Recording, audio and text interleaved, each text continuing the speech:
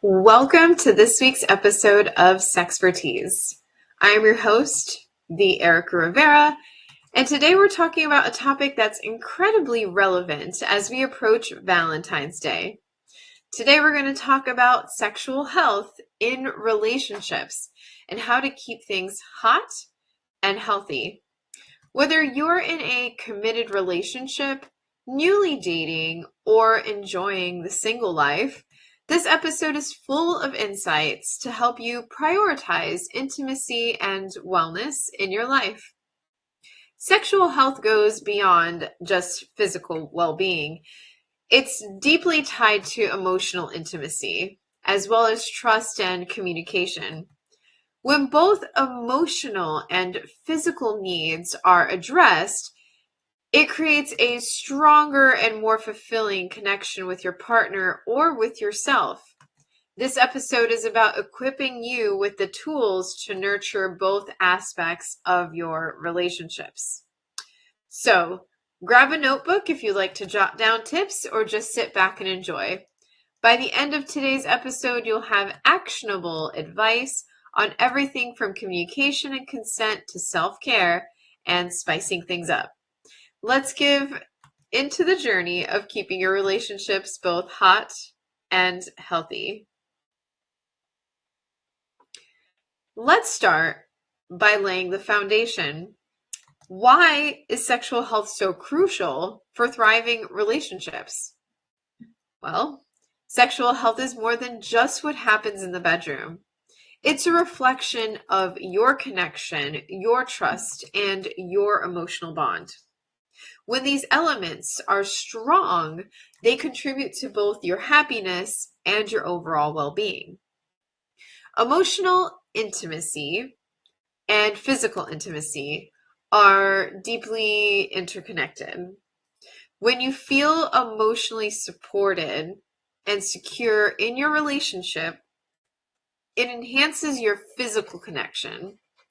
And conversely, a healthy sexual relationship can strengthen your emotional bond. This is why addressing both is key to keeping the spark alive. And why talk about this now? Well, Valentine's Day is around the corner, and it's the perfect time for self-reflection and open conversations about love and intimacy. Whether you're looking to strengthen a current relationship, navigate a new one, or focus on self-love, this discussion is for you. Let's make this Valentine's Day not just romantic, but also meaningful. Communication. I talk about this every episode. It is the cornerstone of any healthy relationship. I should now put that on a shirt because I say it all the time, especially when it comes to intimacy.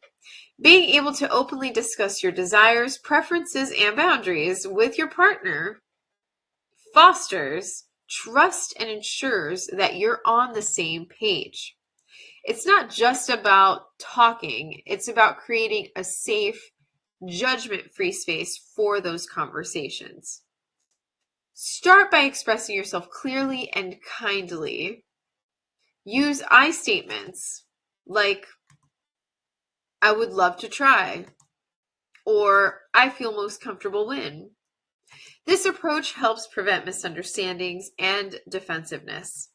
Likewise, listening is just as important.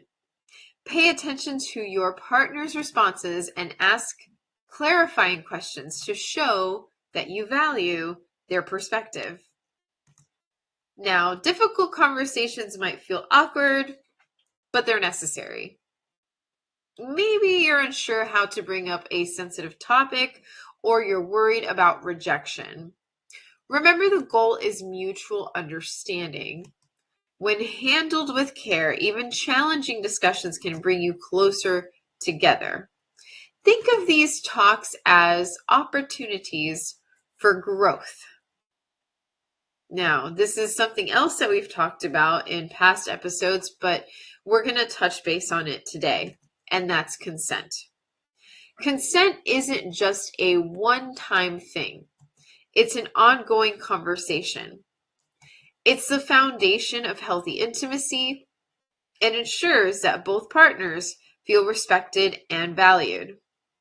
Consent goes beyond just saying yes or no. It's about enthusiastic agreement, where both parties feel excited and comfortable with what's happening. I would say a good way to establish consent is through regular check-ins. For example, asking, "How does this feel?" Or saying, "Let me know if you want to pause." These moments of communication not only reinforce trust, but also make your partner feel safe. Remember, consent can be withdrawn at any time, and respecting that is essential. Let me repeat. Consent can be withdrawn at any time. So make sure that you respect that. For relationships with power dynamics, which we also spoke about in a previous episode, whether it's due to age, experience, or other factors, being mindful of that consent is even more important. Make sure both partners have equal freedom to voice their desires or concerns without fear of judgment or pressure. Consent is not just a rule, it's a way to show love and respect. And someone has decided to join me for this episode. This is Pepper. I did not expect that. This is why this is done live, because things like this could happen. All right, so Pepper's going to join me for this next slide. We're going to talk about safe sex practices. Safe sex is a vital part of any sexually healthy relationship. It's not just about protecting yourself and your partner from STIs or unintended pregnancies, but it's also about fostering trust and open communication. Regular sexual health checkups should be part of your routine, whether you're in a monogamous relationship or dating multiple partners. Using contraception effectively is another key element. Take time to explore the different options from condoms and birth control to IUDs or even non-hormonal methods. Have a conversation with your partner about what works best for both of you. This transparency strengthens your bond and helps avoid misunderstandings. Now, beyond the physical health, safe sex also involves emotional readiness. I feel that when we talk about safe sex, we focus a lot on birth control methods and kind of like the medical side of things, but it does go beyond physical health. Are you both on the same page about your expectations and feelings? Addressing these questions openly allows you to build a deeper and healthier connection. Remember, safe sex isn't just being responsible, it's also empowering. What exactly is sexual wellness? I'm glad that we're touching base on this today because everything I do revolves around sexual wellness or sexual education. And I've done certain topics during each episode, but we haven't really gone over the umbrella term of sexual wellness and what that is. So, sexual wellness is the balance of your emotional, physical, and sexual health. This means nurturing not only your sexual connection with your partner or with a partner, but also your self-awareness and self-care practices. Sexual wellness is personal and it looks different for everyone. At its core, sexual wellness is about understanding your body and its needs. This includes recognizing what brings you pleasure, what makes you uncomfortable, and how your sexual health impacts your overall well-being. Acknowledging these aspects helps you take charge of your intimacy. If you ever feel unsure about your sexual wellness, seeking professional help is a smart step. Whether it's a doctor for your physical concerns or a therapist for your emotional challenges, addressing these areas with care and attention is key to living a fulfilling and confident life. Now, all relationships face challenges, but the key to overcome them is recognizing issues early and addressing them with intention. I would say that some of the most common obstacles that couples face can include mismatched libidos, falling into routine, or feeling disconnected emotionally. Those are some of the concerns that I see the most, especially when I see clients. And these challenges are normal, and they don't mean that a relationship is failing. It simply means that it's time to pivot and refocus. So for couples in long-term relationships, reigniting the spark may require breaking out of your comfort zone. This could mean scheduling date nights, exploring new experiences together, or revisiting a shared hobby or shared hobbies. Small intentional efforts can go a really long way in reestablishing intimacy and strengthening your bond. Now, if you and your partner have different levels of desire, open communication is crucial. Focus on understanding each other's needs and finding compromises that work for the both of you. Keyword, for the both of you. Remember, it's not about blaming or fixing anyone. It's about working together to find balance and connection. If needed, seeking guidance from a professional therapist can actually offer valuable tools to navigate these challenges. Self-care is also essential. It's an essential part of maintaining your sexual health, whether you're single or in a relationship. For couples, self-care doesn't mean neglecting your partner. It means taking care of yourself so that you can bring your best self into the relationship. When both partners prioritize their well-being, it creates a healthier and more supportive dynamic.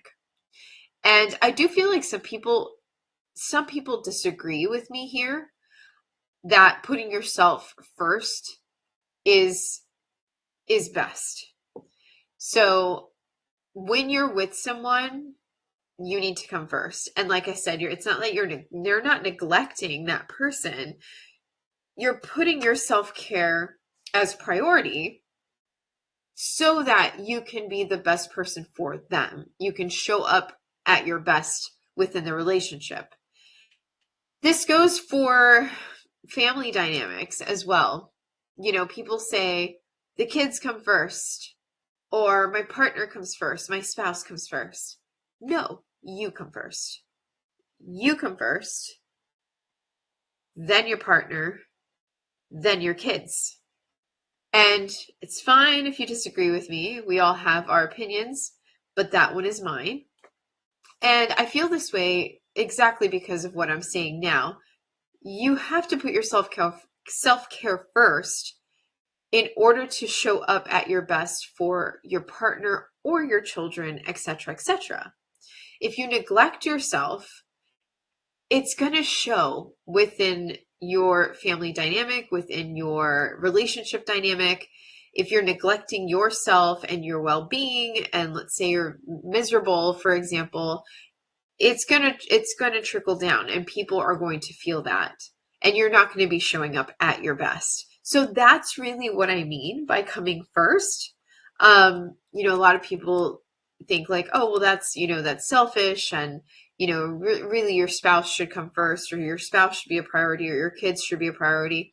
I'm not saying they're not a priority. You just need to be at the top. All right. Now, for singles, self-care is about embracing self-love and celebrating your independence. So this can look like exploring your own desires, learning about your body, or treating yourself to experiences that bring you joy. So kind of like you're dating yourself. Remember that self-care is not selfish. It's an act of self-respect and an investment in your overall well-being. So once again, whether you're single or you're partnered, self-care practices can include physical activities like yoga, dancing, mental wellness strategies like journaling or therapy. It can also include exploring your sexuality on your own terms. And taking time for yourself boosts your confidence and enhances your ability to connect with others. And that's the key. It will boost your confidence and enhances your ability to connect with others. And that includes your partner. Now, when we think of intimacy, we often think about physical closeness. That's usually the first thing that comes to mind. But emotional intimacy is probably just as vital, if not more so, for a healthy relationship. Emotional intimacy is about feeling seen and heard and valued by your partner. It's the trust and connection that serve as the foundation for everything else. Strengthening emotional intimacy starts with vulnerability, sharing your thoughts, your feelings, and dreams with your partner, and encouraging them to do the same. Activities like cooking a meal together, going on a long walk, or having uninterrupted conversations, that means without your phone buzzing, can deepen your emotional bond. When emotional intimacy is strong, physical intimacy often flourishes as well. No different than what I said earlier about self-care. If you're emotionally healthy, you're going to be physically intimate in a much better level. So feeling secure and emotionally connected paves the way for deeper trust and a more satisfying sexual relationship. Nurturing both types of intimacy creates a well-rounded and thriving partnership. So, even the healthiest relationships can benefit from a little variety to keep things exciting in the bedroom. Trying new things together can reignite passion and bring a sense of playfulness to your intimacy. Remember, it's not about drastic changes, it's about discovering what works for you both. Start small. Introduce a new form of touch. Or set the mood with lighting and music. If you're ready for more adventurous exploration, discuss fantasies or try role-playing in a way that feels safe and fun for both partners. Keep communication open and check in with each other along the way. Consent and communication. The key to spicing things up is curiosity and mutual respect. Those are the two ingredients right there. Curiosity, mutual respect. You can spice things up. Never ever feel pressured to do something you're uncomfortable with, and always prioritize consent. Whether you're adding a spark or rediscovering your chemistry, these moments of novelty can bring new life to your relationship. In today's world, we are constantly exposed to unrealistic portrayals of love and sex through media and social platforms. These comparisons can seem pretty unfair expectations for our relationships and can lead to unnecessary frustration. Instead, focus on authenticity and what works for you and your partner. That's it. It's important to remember that every relationship is unique, and what matters is not how your relationship looks like to others, but how it feels to both of you. Embrace the quirks and imperfections and growth opportunities that come with real life love. This mindset is what's going to create resilience and a mutual appreciation for each other. Patience and compromise are also key to managing expectations. Relationships take effort and understanding. just what it is. There's always going to be ups and downs. By staying grounded in your shared values and goals, you can navigate challenges together with grace.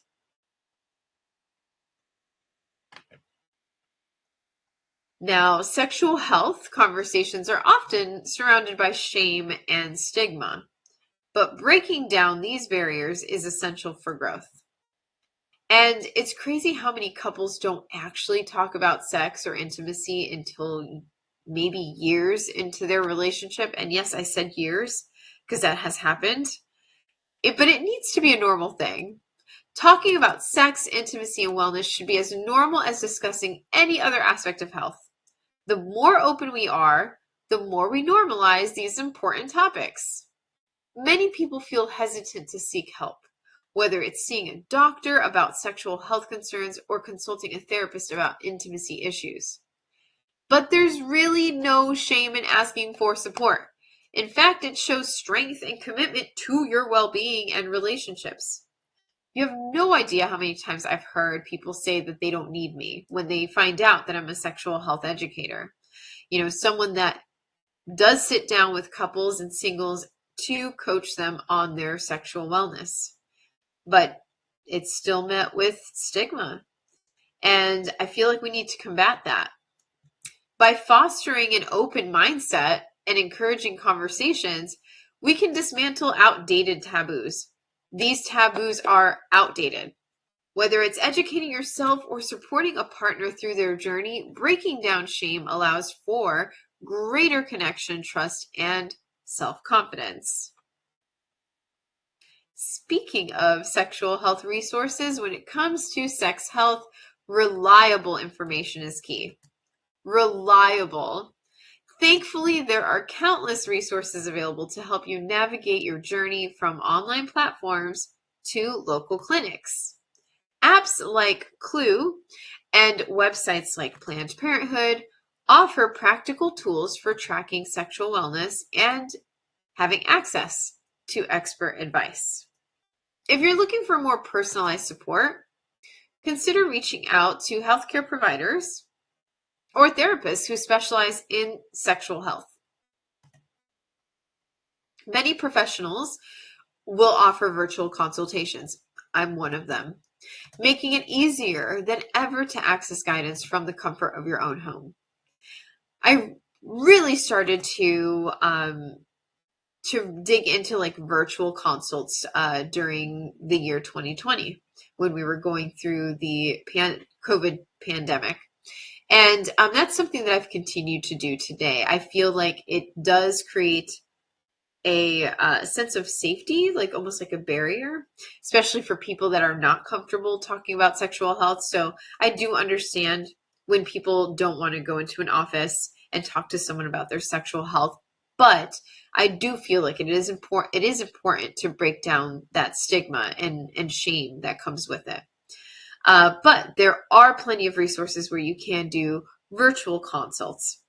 And remember that sexual health is a lifelong journey. Staying informed and proactive by utilizing the many resources that are at your disposal is key. Knowledge is power, and investing in your sexual wellness benefits not just you, but all your relationships.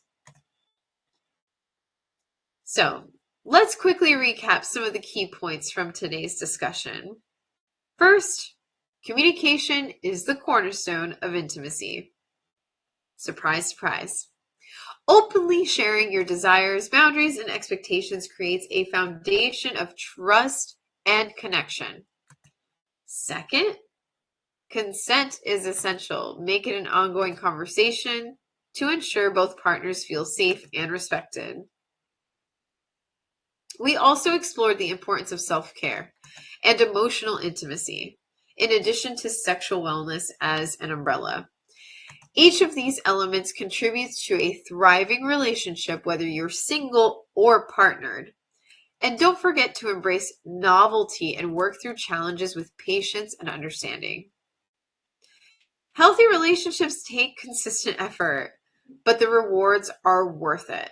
By nurturing both emotional and physical aspects of intimacy, you can create a relationship that is fulfilling, passionate, and sustainable. Thank you so much for tuning into this week's episode of Sexpertise. I hope that you found today's conversation on sexual health and relationships insightful and empowering. Remember, these tips aren't just for Valentine's Day. They're tools that you can use year-round to keep things hot and healthy. If you've enjoyed today's episode, please be sure to join us next week for more discussions about love, sex, and relationships. In the meantime, stay connected with me on social media, the Erica Rivera, and don't forget to share this episode with anyone who might benefit from it. Please subscribe also to my Patreon for behind the scenes content and some deep dive conversations. We actually dive a little bit deeper into each episode on there. I have a newsletter that goes out to fellow patrons, and all kinds of other goodies. So make sure to do that as well. And until next time, take care of yourself, prioritize your well-being, and celebrate all the love in your life, starting with loving yourself. I will see you soon.